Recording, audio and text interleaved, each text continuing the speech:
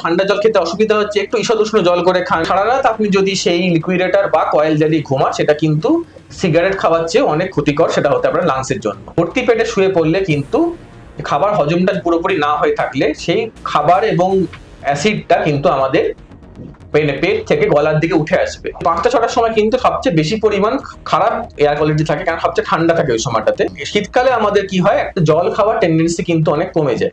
আমাদের কাছে আজকে আছেন ডক্টর উৎস গুহ রায়।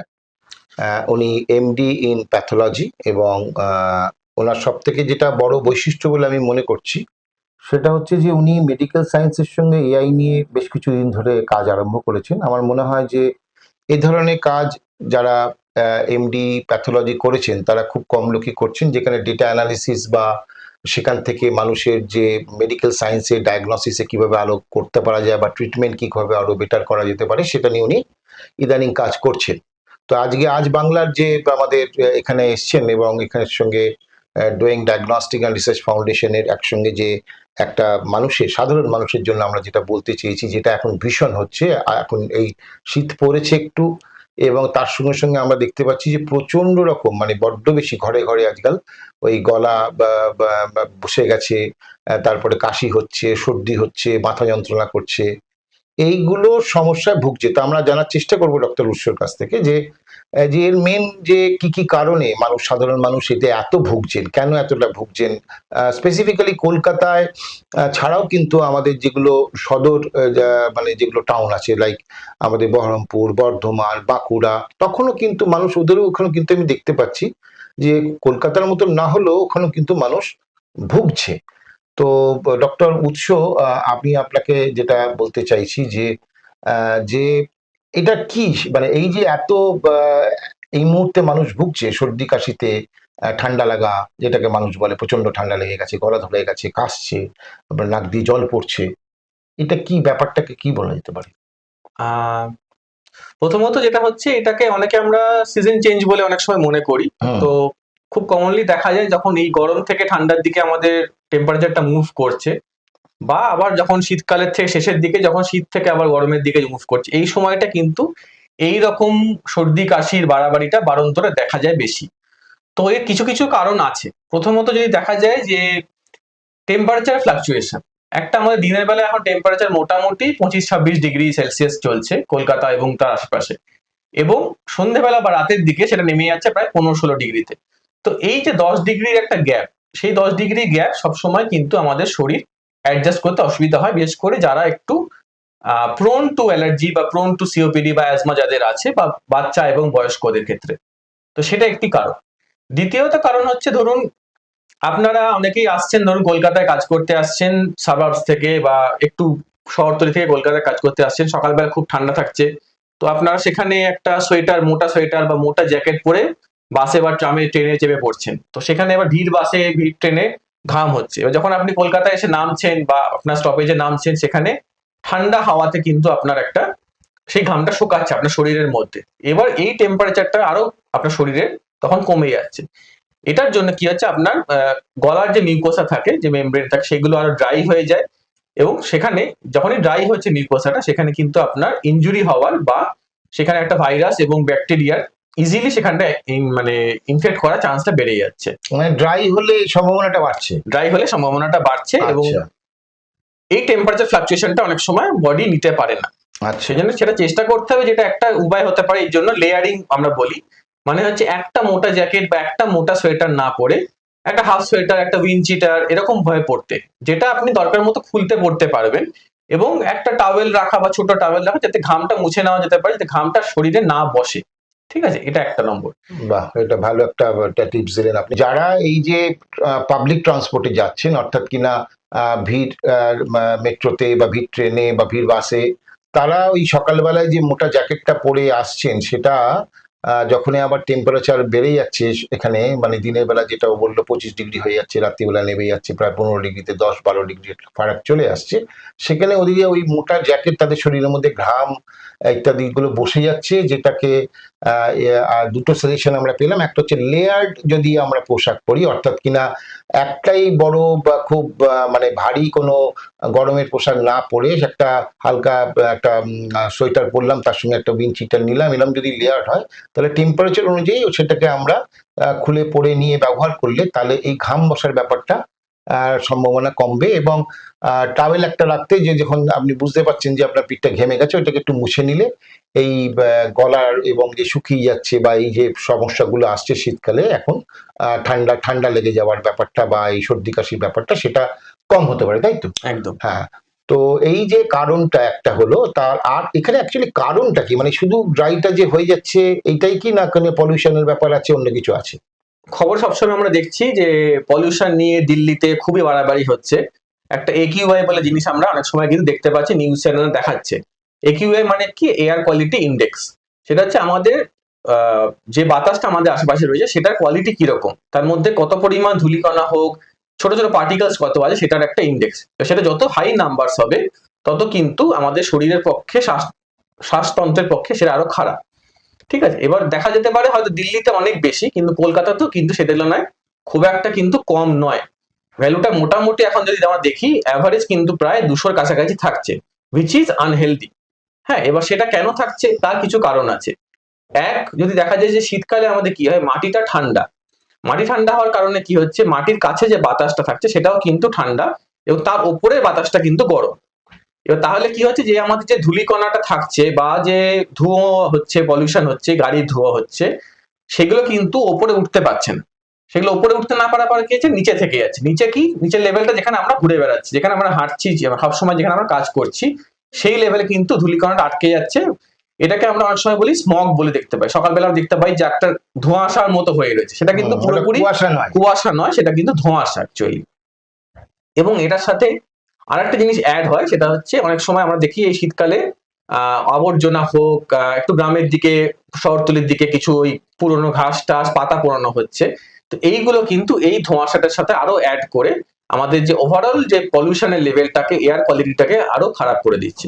এটা একটা মেজর কারণ যার জন্য কিন্তু এই সময়টাতে আরো বেশি পরিমাণে আমাদের শ্বাসকষ্টর সমস্যা, সর্দি কাশির সমস্যা এটা বাড়ছে।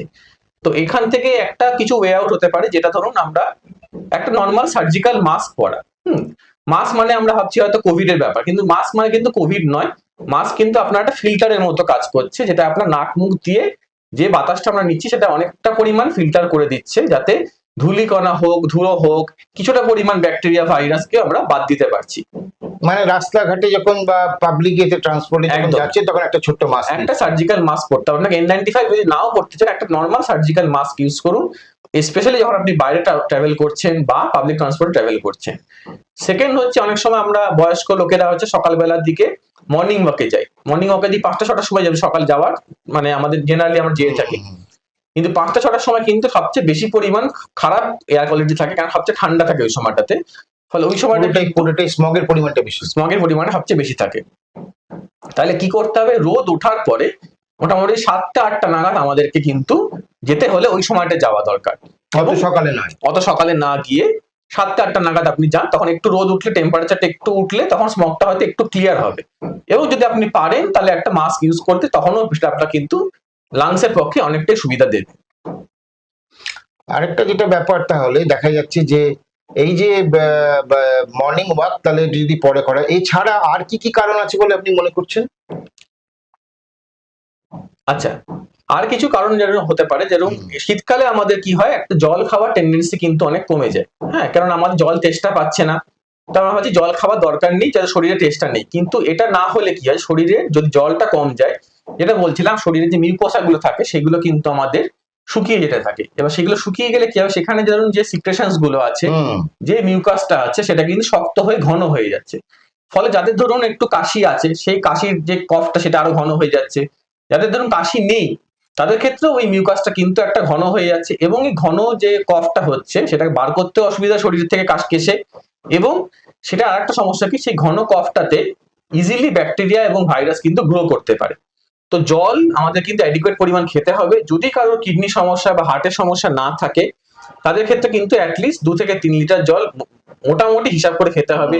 ঠান্ডা জল যদি খেতে, ওষুধ বিশুধ কিছুই না, শুধু জল খাওয়াটাকে বাড়াতে হবে। একদম এবার যদি ঠান্ডা জল খেতে মনে হয়, শীতের দিনে ঠান্ডা জল খেতে অসুবিধা হচ্ছে, একটু ঈষৎ উষ্ণ জল করে খান, স্যুপ করে খান, কিন্তু আপনাকে শরীরে কিন্তু পানীয় জিনিসটাকে দিতে হবে, মানে জলীয় ব্যাপারটাকে একই রকম রাখতে হবে। এই শীতকাল বলে টেস্টটা আলাদা পাচ্ছি করা কম যাবে বলে না। এটা কনসিয়াসলি খেতে হবে। খুব ভালো একটা টপিক। ডক্টর উৎস, আমার একটা প্রশ্ন মনে আসছে, সেটা হচ্ছে যে আচ্ছা বাইরে যারা যাচ্ছেন তাদের তো ঠিক আছে হওয়ার সম্ভাবনা বা এই ব্যাপারে আপনি বললেন। আরেকটা যেটা আমার মনে হচ্ছে, যে বাড়িতেও যারা থাকছে তারা কিন্তু এখান থেকে বেঁচে যাচ্ছে তা না, তাদেরও কিন্তু ভুগছে। এটার কারণ কি? এটার কিছু কিছু কারণ আছে। ধরুন হ্যাঁ, আমাদের ধরুন অনেকে ধরুন বয়স্ক মানুষ আছেন যারা হয়তো বাড়ি থেকে বেরোচ্ছেন না, তাদের মধ্যেও কিন্তু আমরা প্রচুর পরিমাণে সর্দি কাশি দেখতে পাচ্ছি। তো একটা কারণ হচ্ছে আমরা এই সময়টাতে অনেক সময় শীতের জামা কাপড় বার করছি, শীতের লেপ যেগুলো ধরুন 1 বছর ধরে আপনার আলমারির মধ্যে পড়ে রয়েছে সেগুলো বার করে ইউজ করা শুরু করছি। এই যে লেপ, এই যে জামা কাপড় যেগুলো 1 বছর ধরে আপনার আলমারির মধ্যে বন্ধ ছিল, সেগুলো কিন্তু আপনার মানে ডাস্ট জমে রয়েছে, ডাস্ট মাইটস হয়ে রয়েছে ওর মধ্যে, ঠিক আছে? এবার সেইগুলো যে ডাস্ট আছে বা ডাস্ট মাইটস আছে, যেগুলো আপনি যদি ইউজ করা শুরু করেন ডাইরেক্টলি, সঙ্গে সঙ্গে কিন্তু আপনার অ্যালার্জি হওয়া, অ্যাজমা টেন্ডেন্সি বাড়া এবং শ্বাসকষ্ট হওয়ার সম্ভাবনা বাড়বে। তো এটা থেকে উপায় হচ্ছে আমাদের কি করতে হবে, এগুলোকে বার করে 2-3 দিন অ্যাটলিস্ট হাওয়া খেলাতে হবে, রোদ দিতে হবে, যাতে ধুলোটা হোক, ডাস্ট মাইটটা হোক, কিছুটা হলেও কমে। যদি সম্ভব হয়, যাদের পক্ষে আছে তারা যদি একটা ড্রাই ওয়াশ করাতে পারে, যাদের বাড়িতে ধরুন আপনার একটা ছোট ভ্যাকুয়াম ক্লিনার যেগুলো পাওয়া যায় আজকাল, সেগুলো দিয়েও কিন্তু সেইগুলোকে ক্লিন করে নিয়ে তারপরে ইউজ করতে পারলে ভালো। মানে বার করে ইউজ করে না করাটাই বেটার। একদম ডাইরেক্টলি বার করে ইউজ করে শুরু করে না করে একটু প্ল্যান করে আগে থেকে বার করে রাখুন, যে ঠান্ডাটা পড়ছে সেই সময় বার করে রাখুন, তখন তাহলে 2-3 দিন টাইম থাকবে এবং তখন ওটা কিছুটা কমে যাবে, তারপর আপনি ইউজ করুন। সেকেন্ড যেটা হতে পারে, ধরুন আমাদের এই বর্ষাকালটা গেছে, বর্ষাকালের পরপর এখন আমাদের কিন্তু ডেঙ্গু ম্যালেরিয়ার একটা ভয় থাকছে, ফলে আমরা কি করছি, একটা মসকিউটো কয়েল বা লিকুইডেটর বা গুড নাইট যাই বলতে আমরা জ্বালিয়ে রাখছি। এটা তো প্রায় সব বাড়িতেই হয়। হ্যাঁ, এবং আজকাল মশারির ব্যবহারটা অনেক কমে গেছে, এবং গরমকালে কি হয়, আপনার জানলা দরজা খোলা রয়েছে, ফলে বাষ্পটা হলেও কিছুটা হলেও যে পয়জন গ্যাসটা হচ্ছে সেই লিকুইডেটর বা কয়েল থেকে, সেটা বেরিয়ে যেতে পারে। শীতকালে জানলা বন্ধ এবং সারা রাত আপনি যদি সেই লিকুইডেটর বা কয়েল জ্বালিয়ে ঘুমান, সেটা কিন্তু সিগারেট খাওয়ার চেয়ে অনেক ক্ষতিকর, সেটা হতে পারে লাংসের জন্য। তো দিনের বেলায় যদি ইউজ করছেন বা সন্ধ্যেবেলা যখন আপনি ইউজ করছেন সেটুকু সময় হয়তো ঠিক আছে, সারা রাত ধরে একটা কয়েল জ্বালিয়ে রাখা বা লিকুইডেটর জ্বালিয়ে রাখাটা কিন্তু একেবারেই স্বাস্থ্যকর নয়। হ্যাঁ, দরকার বদ্ধ ঘরে এটা একদম উচিত নয়। একদমই বদ্ধ করা উচিত নয়। দরকার হলে যেটা অনেক পুরোনো পন্থা আমাদের যে ইউজ করে আসি আমরা, সেটা হচ্ছে মশারি। মশারি ইউজ করুন রাতের জন্য যখন ঘুমাচ্ছেন, তাহলে একটা 7-8 ঘন্টা আপনাকে ওই টক্সিক যে ফিউম বা টক্সিক যে গ্যাসটা হচ্ছে সেটা কিন্তু আপনাকে ইনহেল করতে হবে না। আচ্ছা, আরেকটা যে ব্যাপার, এই যে মানে সর্দি কাশি লাগছেই এবং শীত কাশ আসলে এটা হচ্ছে, এখানে এই যে আমরা দেখি বাচ্চাদের যে বিভিন্ন রকম ভ্যাকসিন দিয়ে এগুলোকে প্রিভেন্ট করা যায়, এই ক্ষেত্রে কি এরকম কোনো ভ্যাকসিনের কথা কি আমরা ভাবতে পারি? হ্যাঁ, ভ্যাকসিন তো রয়েছেই। হ্যাঁ। বিশেষ করে ইনফ্লুয়েঞ্জা ভ্যাকসিন এবং নিউমোনিয়া ভ্যাকসিন দুটোই অ্যাভেলেবেল রয়েছে। এবং যাদের ধরুন বয়স মোটামুটি 65-র বেশি, বা যাদের ধরুন 65-র চেয়ে কম কিন্তু যাদের খুব পরিমাণে অ্যাজমা আছে বা সিওপিডি যেটা আমরা বলি সেটা আছে, বা কিডনি বা হার্টের সমস্যা আছে, তাদের ক্ষেত্রে কিন্তু নিউমোনিয়া ভ্যাকসিন এবং এই ইনফ্লুয়েঞ্জা ভ্যাকসিনটা নেওয়াটা খুবই দরকারি। যদি ইনফ্লুয়েঞ্জা ভ্যাকসিন নেন মোটামুটি বছরে, প্রত্যেক বছর ওটা বেরোয়, তো প্রত্যেক বছর নিতে হবে। আর নিউমোনিয়া ভ্যাকসিন আগে মোটামুটি বছরে 5 ইয়ার্সে নিলে একবার, মানে 5 বছরে একবার নিতে হতো। তো এখন যেটি নতুন ভ্যারিয়েন্ট এসে গেছে অ্যাভেলেবেল, সেটা কিন্তু একবার নিলে মোটামুটি লাইফ টাইম হয়ে যাচ্ছে। মানে একবারই নিলে নিউমোনিয়াটা আর তার অতটা বারবার নিতে হবে না। হ্যাঁ, নিউমোনিয়া ভ্যাকসিনটা বারবার নিতে হবে যেটা বারবার নিতে হবে। ইনফ্লুয়েঞ্জা ভ্যাকসিনটা প্রত্যেক বছরের একটা টাইমে আগস্ট সেপ্টেম্বর নাগাদ বেরোয়, তো সেই সময় পর পর নতুন সেই বছরেরটা নিতে হবে মনে করে, আগের বছরেরটা যেন নিয়ে না হয়। আচ্ছা, এটা কি মানে এই সর্দি কাশি থেকে একটু বাঁচাতে সাহায্য করবে? কিছুটা হলেও আপনার বাড়াবাড়িটাকে কম করবে, বা যাদের ধরুন প্রত্যেক মাসে মাসে ধরুন সর্দি কাশি হচ্ছে সেই ব্যাপারটা কমাবে। এমন নয় যে নিউমোনিয়া তার হবে না, সে একদম খুলে ঘুরে বেড়াতে পারছেন কোনো প্রিকশনস না নিয়ে, সেটা করবেন না। কিন্তু তার বাড়াবাড়ি হওয়ার সম্ভাবনা, হসপিটালে ভর্তি হওয়ার সম্ভাবনা, বা নিউমোনিয়া হয়ে একেবারে খুব খারাপ কিছু হয়ে যাওয়ার সম্ভাবনাটাকে অনেকটাই কম করবে। এটা একটা খুবই একটা ভালো মানে প্রিভেনশন বলা যেতে পারে সর্দি লাগা। আর আমরা একটা ব্যাপারটা দেখি যে অ্যালার্জি, অনেকে বলছে এটা আপনার একটা অ্যালার্জির জন্য হচ্ছে, হ্যাঁ, ডাক্তারের কাছে যখন যাচ্ছে। এই ব্যাপারটা যদি একটু বলেন যে মানে অ্যালার্জি ব্যাপারটা কি ঠিক এবং হ্যাঁ, এটা। মানে অ্যালার্জি মানে হচ্ছে আপনার শরীর কিছু কিছু স্পেসিফিক জিনিসের প্রতি সেটা নিতে পারছে না শরীর। সেটা আমরা জানি, যেরকম জানি অনেকে বেগুনের অ্যালার্জি হয়, চিংড়িতে অ্যালার্জি হয়, কারো ডিমে অ্যালার্জি হয়, আরো কমন যেটা হচ্ছে ডাস্ট মাইটস, যেটা আমরা বলছিলাম, ডাস্টের অ্যালার্জি বা ডাস্ট মাইটসও কিন্তু অ্যালার্জি হয়। মানে যে সোয়েটার পরেছি তার থেকে আমার অ্যালার্জি হচ্ছে। সেই সোয়েটার, সেই লেপ কম্বল থেকে কিন্তু আপনার অ্যালার্জি হওয়া, হাঁপানি টানটা বেড়ে যাওয়া, সিওপিডিটা আরো বেড়ে যাওয়া, শ্বাসকষ্টটা ওভারঅল বেড়ে যাওয়া। এবার ধরুন আপনি এইগুলো জানার জন্য কিন্তু অনেক সময় ব্লাড পরীক্ষা করে জানা যেতে পারে। এক নম্বর একটা নর্মাল সিবিসি যদি আপনি করেন, সেখানেও যদি আপনি দেখেন যে আপনার ইওসিনোফিল কাউন্ট যেটা, সেটা কিন্তু অনেক সময় যাদের অ্যালার্জি থাকে তাদের খুবই কিন্তু দেখা সাধারণ যাবে ছোট টেস্ট। ছোট টেস্ট করলে বুঝতে পারবেন যে আপনার হয়তো অ্যালার্জি টেন্ডেন্সি আছে, সেটা করলেন। তারপর যদি আপনার মনে হয় যে ইওসিনোফিল কাউন্টটা হাই আছে, আপনার অ্যালার্জি হচ্ছে, দেন আপনি একটু কস্টলি টেস্ট করতে পারেন, যেরকম অ্যালার্জি প্রোফাইল বলে পাওয়া যায়। সেখানে আপনাকে কিন্তু একটা কম্প্রিহেন্সিভ লিস্ট দিয়ে দেওয়া হবে যে কোন কোন খাবার অ্যালার্জি বা কোন কোন জিনিসে আপনার অ্যালার্জি আছে। সেটা যদি আপনি বুঝতে পারেন তাহলে সেই জিনিসগুলো যতটা সম্ভব আপনি অ্যাভয়েড করবেন, তাহলে কিন্তু অ্যালার্জি টেন্ডেন্সিটা কম হবে এবং সেই অ্যালার্জি জাতীয় জিনিস থেকে আপনার যে শ্বাসকষ্টটা বাড়ছিল সেটাও কিন্তু কম হবে। তো এই যে অ্যালার্জি টেস্ট ডক্টর উৎস আপনি বললেন, সেখানে আমরা দেখতে পাচ্ছি যে আমাদের এখানে প্রায় অনেকদিন মানে প্রায় 22 বছর ধরে একটা কোম্পানি করছে, ডয়েন ডায়াগনস্টিক রিসার্চ ফাউন্ডেশন। তারা কিন্তু বেশ সাশ্রয়কারী দামে মানে আমাদের অ্যালার্জি টেস্ট প্রোফাইল দিচ্ছে কলকাতায়, বহরমপুরে, পাটনায়। বা আমরা কিন্তু এইটা দেখতে পাচ্ছি যে তাদের কিন্তু যে কম্প্রিহেন্সিভ টেস্টটা আছে সেটা কিন্তু তারা একটা যাচ্ছে তাই দাম নিচ্ছে না, খুব সাশ্রয়কারী হচ্ছে। এবং যে কোনো মানুষই সেটা যদি আসে সেটা থেকে জেনে নিতে পারছে যে ওর কি সেই অ্যালার্জি, এবং সেই অনুযায়ী কিন্তু সারা একদমই, সারা সারা সারা বছরটা অনেক ভালো থাকতে পারে। একদম। শীতকালে তো মানুষ গরমকালের মতন সবাই বাইরে থাকছে না, ঘরের মধ্যে ভীষণ থাকছে, এবং তারপরে শুধু থাকছে তাই নয়, তার সঙ্গে একটা ভাজাভুজিও বেশি খেয়ে ফেলছে, রাত্রিবেলা কম্বল চাপা দিয়ে শুচ্ছে, এবং পরে দেখা যাচ্ছে ঘাম হচ্ছে, তারপরে দিন হাঁসফাঁস অবস্থা। এই যে একটা বদহজমের টেন্ডেন্সি, এটা কিসের ব্যাপারে একটু যদি বলেন, বা কি করে কি করা যেতে পারে? এটা শীতকালে খুব কমনলি দেখা যায়। এবার শীতের দিনে যেটা হয়, মানুষের অনেক সময় মনে হয় যে সন্ধ্যেবেলার দিকে একটু ভাজাভুজি খাই, বা অনেক সময় দেখা যায় আজকাল যেটা খুবই কমন দেখা যায় এই সময়টাতে, পৌষ মাসের আগে অব্দি প্রচুর বিয়ে বাড়ি থাকে। তো এবার সেখানে প্রচুর পেট ভরে খাওয়া দাওয়া হয়ে গেল এবং বাইরে হাঁটা চলার জায়গাটা কম, শীতকালে বাইরে আমরা হাঁটা চলা করি না খুব একটা, ফলে তারপর পরই হয়তো আমরা শুয়ে পড়ছি। এবং এই ভর্তি পেটে শুয়ে পড়লে কিন্তু খাবার হজমটা পুরোপুরি না হয়ে থাকলে সেই খাবার এবং অ্যাসিডটা কিন্তু আমাদের পেট থেকে গলার দিকে উঠে আসবে, এবং এই উঠে আসলে সেই অ্যাসিডিটা কিন্তু আপনার মনে হবে যে বুকের মধ্যে কিছু একটা আটকে রয়েছে, এবং এইখানটা আপনার মিউকোসাটাকে সেটা ড্যামেজ করবে, এবং সেটা থেকে কিন্তু একটা ড্রাই কফ হওয়ার খুব চান্স থাকে। এই রিফ্লাক্সের জন্য কিন্তু রিফ্লাক্সটা উঠে আসছে অ্যাসিডটা, সেটার জন্য কিন্তু একটা খুব কমনলি একটা ড্রাই কফ হতে পারে, এবং তার সাথে আপনার বদ হজম হওয়ার টেন্ডেন্সি হচ্ছে। তাহলে এটা থেকে উপায় হচ্ছে আপনাকে একটুখানি 2 ঘন্টা অ্যাটলিস্ট খাওয়ার পরে আপনাকে টাইম দিতে হবে, তারপরে আপনি শোন, দরকার হলে ঘরের মধ্যে খেয়ে অন্তত শোবেন না। একদম খেয়ে একদম শোয়া যাবে না, অ্যাটলিস্ট 2 ঘন্টা গ্যাপ দিন, দরকার হলে ঘরের মধ্যে একটু পায়চারি করুন, তারপরে শুন, অ্যাডিকুয়েট অ্যামাউন্ট অফ জল খান যাতে খাবারটা ডাইলুট হয়, অ্যাসিডটা কিছুটা ডাইলুট হয়। যাদের খুব বেশি বাড়াবাড়ি হচ্ছে, ধরুন তারা দরকার হলে যদি ঘাড়ে অসুবিধা না থাকে তাহলে 2টো বালিশ ইউজ করতে পারে, তাহলে কি হবে, ঘাড়টা একটু উঁচু থাকলে যে রিফ্লাক্সটা হয়ে উঠে আসছে অ্যাসিডটা, সেটাও কিন্তু কম উঠবে। এতেও যদি রিলিফ না হয় তাহলে ডাক্তার দেখিয়ে অ্যান্টাসিড বা যেগুলো পাওয়া যায় ওষুধপত্র, পিপিআই বলি আমরা যেগুলো, সেগুলো তখন দরকার হলে প্রেসক্রিপশন করতে হতে পারে। খুবই ইন্টারেস্টিং। আর একটা যেটা ব্যাপার বলতে চাইছি সেটা হচ্ছে যে এই যে একটুখানি সর্দি কাশি হলো আর অ্যান্টিবায়োটিক খাওয়া আরম্ভ করলো, তারপরে 2 দিনের মধ্যে সেরে গেল, সেও সেই অ্যান্টিবায়োটিকটা পুরো কোর্সটা কমপ্লিট করতে পারে। এটা একটা আমি শুনছি যে এটা তো একটা ভয়ানক নাকি ব্যাপার, এটা একটু খুবই কি ভয়ানক ব্যাপার। হুম। এবং দেখা যাচ্ছে যেগুলো আজকাল আমাদের দেশে যেটা হচ্ছে, মানে অ্যান্টিবায়োটিক খুব ইজিলি পাওয়া যায় ওষুধের দোকানে, বললেই তারা দিয়ে দেয়, কোনো প্রেসক্রিপশন লাগে না ম্যাক্সিমাম ক্ষেত্রেই, এবং সেই অ্যান্টিবায়োটিক গুলো বাড়ির লোক নিয়ে চলে যাচ্ছে, একটু সর্দি কাশি হচ্ছে, একদিনের জ্বর 2 দিনের জ্বরের মধ্যেই, এবং তারা খাওয়া শুরু করছে, হয়তো জ্বরটা অ্যান্টিবায়োটিক মানে কি বোঝায়, অ্যান্টিবায়োটিক হচ্ছে ব্যাকটেরিয়ার এগেনস্টে কাজ করার কথা। এবং এখন যেগুলো হচ্ছে মোস্টলি কিন্তু হয় ভাইরাল হচ্ছে, কিংবা আপনার একটা অ্যালার্জিক টেন্ডেন্সি থেকে হচ্ছে, মানে এখানে অ্যান্টিবায়োটিক খাবার অ্যাকচুয়ালি খুব খুব একটা রোল নেই, তাৎপর্য নেই। এবং সেই জন্য 2-3 দিন খাওয়ার পরে হয়তো নিজের সময় মতোই সেই ভাইরাল ইলনেসটা বা অ্যালার্জিক ইলনেসটা কমে যাচ্ছে, এবং সে অ্যান্টিবায়োটিকটা বন্ধ করে দিচ্ছে। খাচ্ছিলেন তাও মানা যায়, কিন্তু বন্ধ করে দেওয়া হঠাৎ করে কিন্তু আরো ক্ষতিকর, কেন পরের বার হয়তো সেই অ্যান্টিবায়োটিকটা আপনারা কাজ করবে না। তো অ্যান্টিবায়োটিক যেটা রেজিস্ট্যান্স হয়ে যাবে ওটা কি? একদমই অ্যান্টিমাইক্রোবিয়াল রেজিস্ট্যান্স আমরা যেটা বলি, যে সেই অ্যান্টিবায়োটিকটা আপনার রেজিস্ট্যান্ট হয়ে যাচ্ছে শরীরে, পরের বার যদি আপনি খান দেখবেন সেই পরিমাণ এফেক্ট কিন্তু হচ্ছে না।